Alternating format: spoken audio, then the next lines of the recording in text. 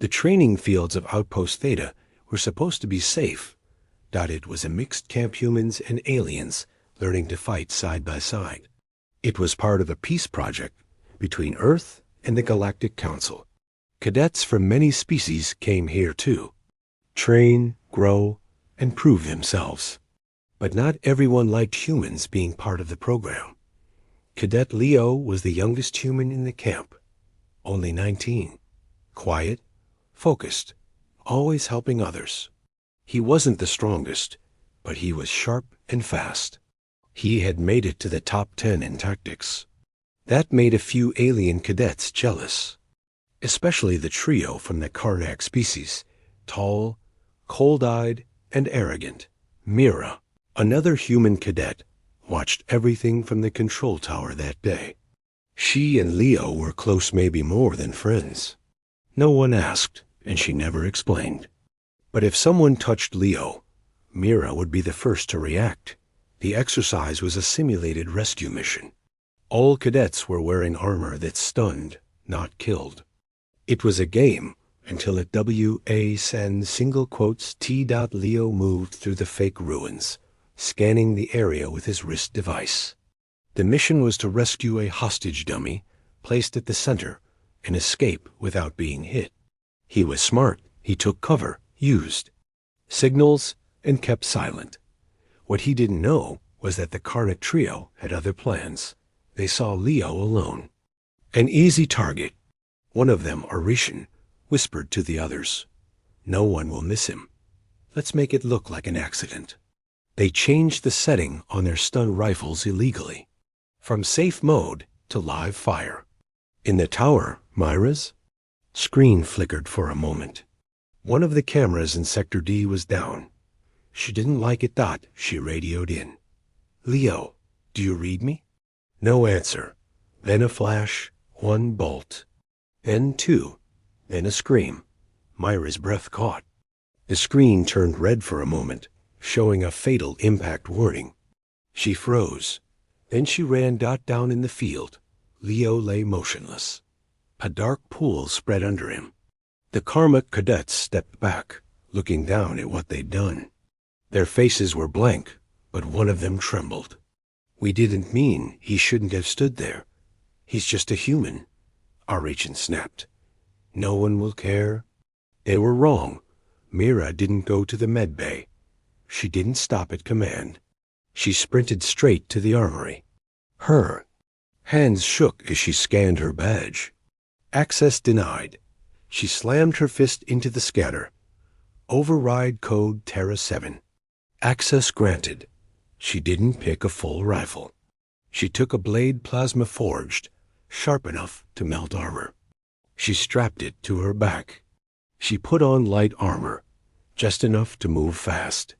She grabbed a med pack and clipped it to her belt. Not to save anyone, to clean up what was left. The alien officers in the tower stood still, watching her on the cameras. One of them, an older Krell with gray skin, spoke softly. "They killed a human." Another whispered, "They killed her human." In the simulation field, the Karnak cadets started walking away from Leo's body. The mission was over. They thought no one saw what happened. And the warning alarm sounded. Red lights. One name flashed. On the screen, Cadet Myra, unauthorized field entry, armed. The Karnak froze. Then they turned and saw her. She walked straight toward them. Her helmet was off. Her eyes looked like stone. Her mouth said nothing. Her footsteps were the only sound in the field. Arishan raised his rifle. "You're breaking. Protocol human." Mira kept walking. Got another. Karnak aimed his weapon. "This is a training zone. Leave now." She didn't stop. They fired. She dodged. 1 second later, she was in front of them. The plasma blade ignited. One scream. Then silence. From the tower. The Krell officer didn't blink. Another cadet whispered behind him. "Should we stop her?" The Krell shook his head slowly. "You can't stop Earth's wrath once it rises. Let the lesson begin." *, the simulation.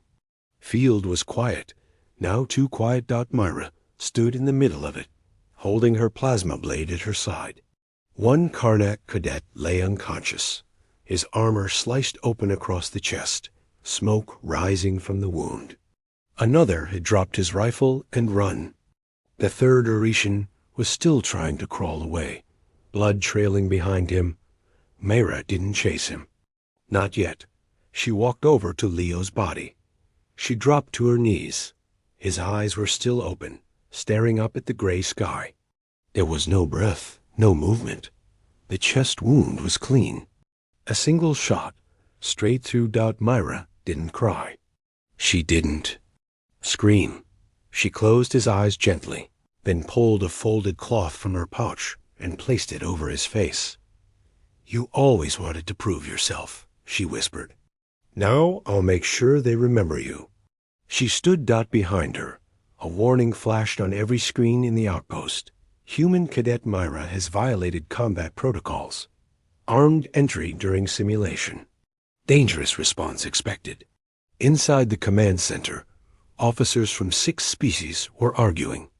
The human commander, Captain Ellis, paced the floor, his voice rising. "She's just a girl," the Krell officer responded calmly. "She is human. That makes her more than enough." A blue-skinned Tarth officer slammed her fist on the table. "She must be stopped before she causes a war." The Krell turned to her. "Then perhaps you should have stopped your cadets from murdering hers." Silence. A warning light blinked on. "She's moving again," said a technician. Myra walked through the edge of the ruins, eyes focused. She knew the cameras were watching her. She didn't care.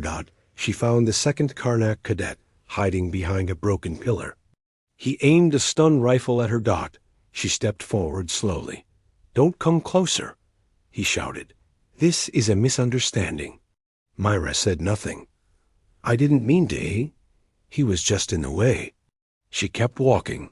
"I'll shoot." He did. The bolt hit her chest armor, but didn't stop her.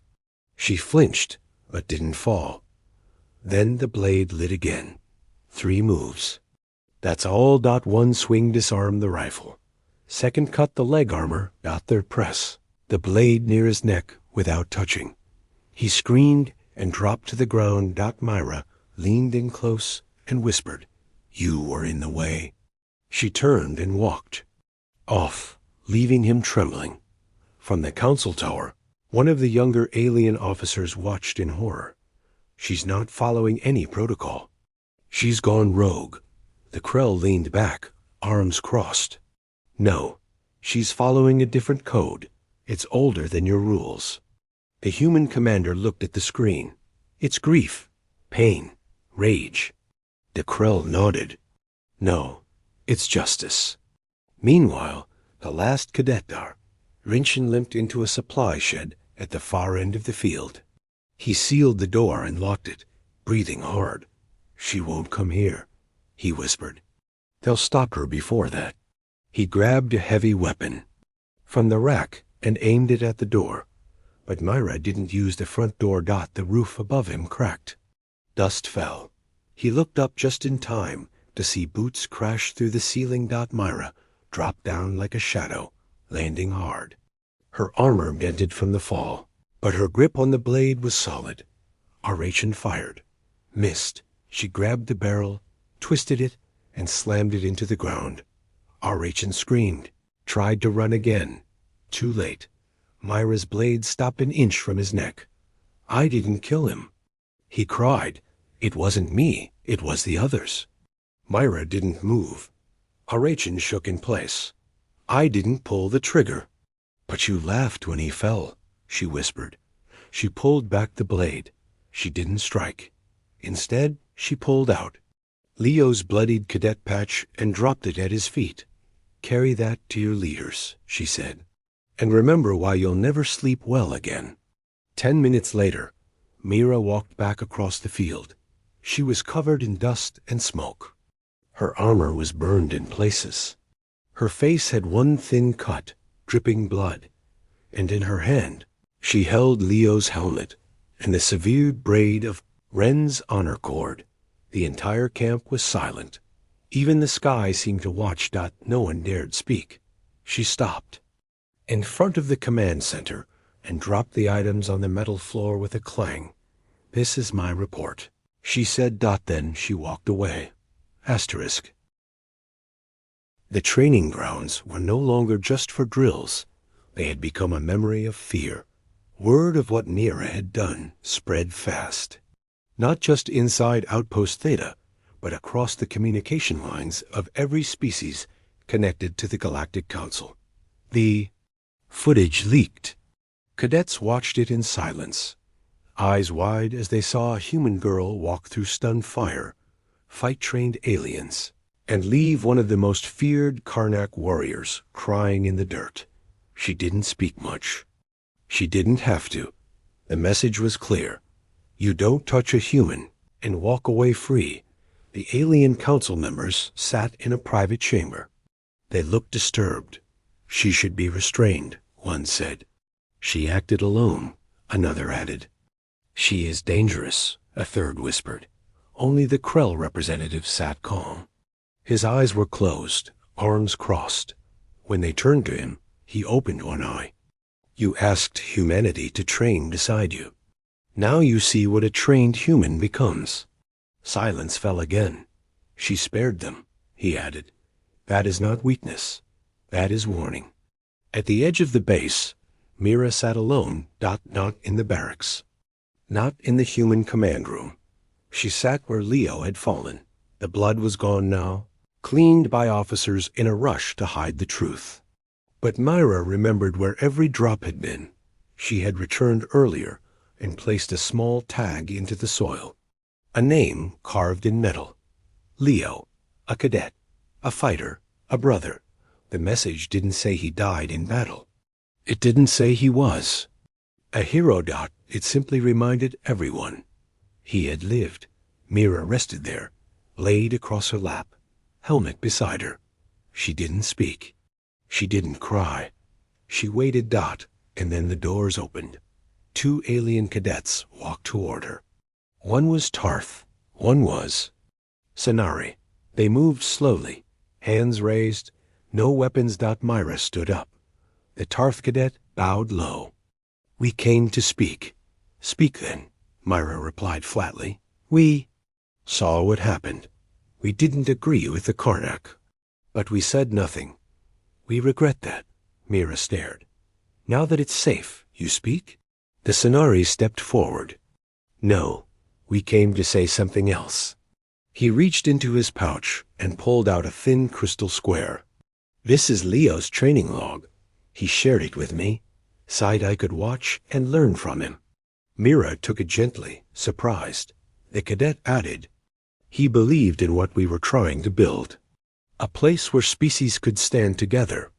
Even when others hated him, he still believed. Mira's grip tightened around the crystal. Then she whispered, he believed, so I wouldn't have to. Elsewhere, our Hishand last surviving Karnak cadet lay on a bed in the infirmary. His arm was broken, his face bruised. But that wasn't what scared him. It was the silence outside, no guards, no friends, and the sound of human boots echoing nearby. He didn't know Myra wasn't coming for him again, but the fear lived inside him now. A voice entered through the cum panel beside him. You will return to your homeworld in shame, said an alien commander coldly.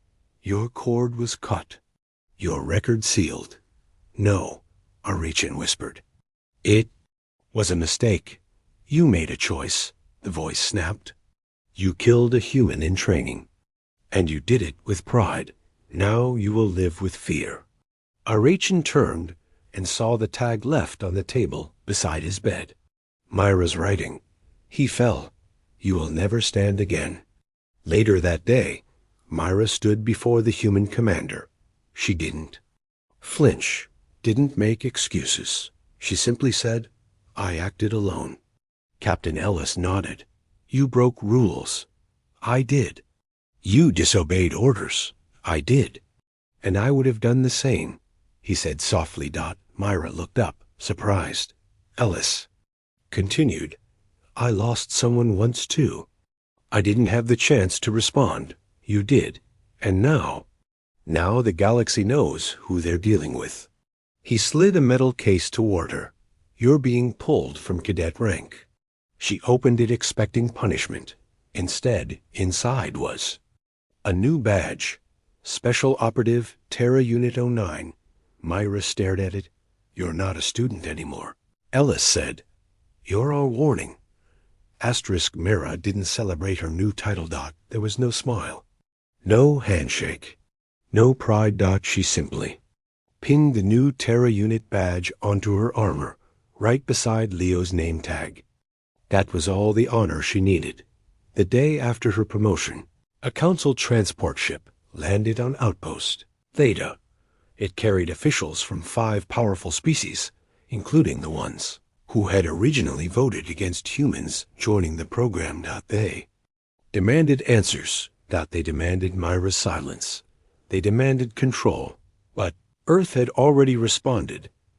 Myra was invited to the meeting hall, not as a cadet, but as Earth's official representative. She entered slowly, fully armored, blade strapped to her back. Every alien officer watched her, uneasy. The room was full, but the tension made it feel colder than space. The lead speaker, a tall, 4-armed Zarn noble, stood up. You acted outside the rules of training. You crossed a line. Mira looked him dead in the eyes. You murdered a human cadet, she said, and then expected the rules to protect you. The Zarn's eyes narrowed. There was no official proof that it was murder. Mira tossed a data chip onto the table. Here's your proof. Full video logs, audio, blood signatures, my own helmet cam. The Krell counselor leaned forward, curious. You are recording? I record everything, she replied. Silence fell. The data chip's light turned green. Every display screen lit up behind her, showing exactly what the galaxy had feared. The truth. The footage showed Leo being ambushed. The Karnak trio laughing. After the shot, one saying, no one will care. Then Myra's quiet voice whispering over comms. Leo? Come in. Followed by silence. And then what came next? Mira walking through smoke. Mira deflecting stun bolts with her blade. Myra dragging Aration by the collar across the dirt. Mira placing Leo's tag into the soil. Not vengeance. Justice. The Tarth representative spoke first, clearing her throat. What exactly do you expect us to do now? Mira stepped forward. Make it known. Known? The Zarn asked. That. You don't kill a human and expect Earth to bow. That no blood is forgotten. That Leo's name will not fade. That you watched this happen and Earth responded faster than your entire council combined. The Krell officer smiled slightly. So this is the message? No, Myra said. This is the delivery. The real message comes next. 2 hours later, 5 council ships launched from the outpost. All 5 carried copies of the recording. Earth didn't send a fleet. They didn't need to. They sent truth. And the truth burned brighter than any. Plasma cannon. On dozens of planets, alien citizens gathered in public squares to watch the footage. They watched a human boy fall. They watched a human girl rise. Some cried. Some grew afraid. Some silently promised, never again. The footage became known as the Mira Protocol. Some called it extreme. Some called it justice. But no one called it fake. Back at Outpost Theta, Mira visited the training grounds one last time. She stood at the marker where Leo's tag rested in the soil. A group of new cadets approached. Mixed species. They looked nervous. One stepped forward, a young Senari girl. Cadet Mira? She asked. Mira looked at her. I'm not a cadet anymore. The girl nodded. Still, we wanted to ask, can we train here? In your sector? Myra paused. Why? Because we want to learn the right way. The way Leo believed in. Myra's eyes softened for the first time in days. She nodded. Then remember this. It's not about being strong. It's about standing when no one else will. That night, the stars above the outpost shimmered bright, and across the galaxy, Myra's name was no longer spoken with fear. It was spoken with respect. Asterisk. Far from Outpost Theta, deep in the heart of neutral space, the Grand Council met in emergency session. The chamber was massive, half a kilometer wide, surrounded by stars and shielded from every signal, save for one secure line that connected directly to Earth. Every major species sat at the round table. The Zarn, the Tarth, the Krell, the Arelon, the Karnak, and 50 others. And in the center was a large, silent screen. It was frozen on one image. A human girl, her armor scorched, her blade dripping, and Leo's tag in her hand. Myra. This can't continue, the Karnak speaker growled. His voice was cold, shaking slightly. This human girl threatens everything we've built. Peace, alliance, control. The Krell interrupted him with a low grunt.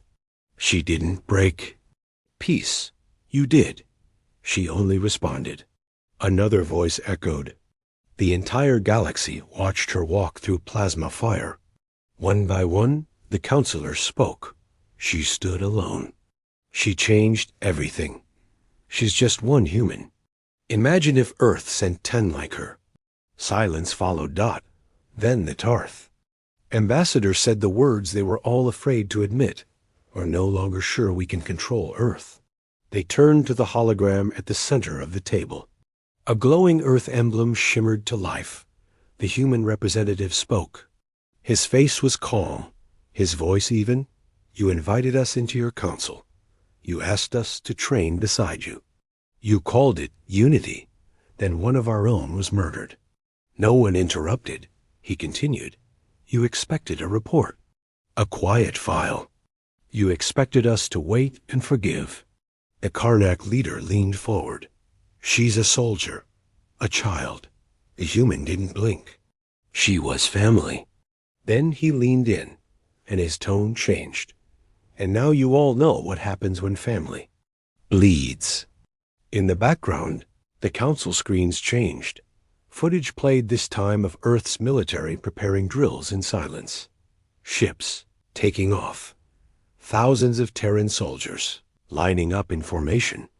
One human officer screaming through a training hall. You hurt one, you face all.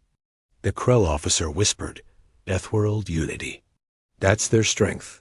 The Arelon Chancellor stood suddenly. We must not provoke them again. Not Earth. Not now. Outside the chambers, on 50 worlds, protests broke out in support. Of Earth. Alien civilians raised banners that read, Protect the Peacekeepers. Justice for Cadet Leo. We stand with Myra. Some alien children even tied human cadet badges to their robes. It was no longer just about Earth. It had become something bigger. Meanwhile, back on Outpost Theta, Myra stood before her ship. She was leaving. Not because she was forced to, but because her mission was changing. Captain Ellis handed her a small device. Encrypted orders, he said. She took it silently. He looked at her with a strange smile. You're not just a cadet, Myra. You're a symbol now. Not by choice, but by action. She didn't smile back. Will it be war? She asked. Maybe? He answered. But not because of you. Myra boarded her small strike-class vessel. It was built for stealth, speed, precision. As it rose from the landing pad, everyone on the base stopped to watch. The ship's name blinked across its hull. In bright Terran script, Vowkeeper. The message was clear. Humanity would not forget. Humanity would not forgive. But above all, humanity would remember. In the council chambers. As the Earth transmission ended, the Krell spoke softly to the others. You tried to tame the fire. Then he stood and walked away. And now, the fire watches you.